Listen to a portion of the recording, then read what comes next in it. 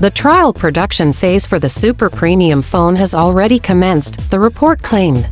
Alphabet has selected local contract manufacturer Dixon Technologies to produce its Google Pixel 8 smartphones in India, it was reported. The trial production phase for the super premium phone has already commenced, Economic Times reported, citing people in the know. The first batch of these made-in-India devices is likely to be available by September, the report claimed.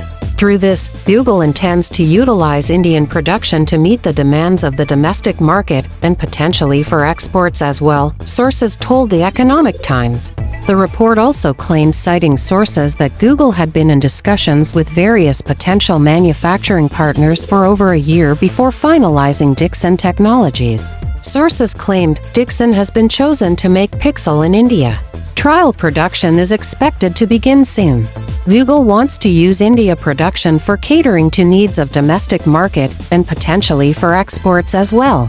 This comes as Google CEO Sundar Pichai said in October, "We shared plans at #Google for India to manufacture Pixel smartphones locally and expect the first device to roll out in 2024.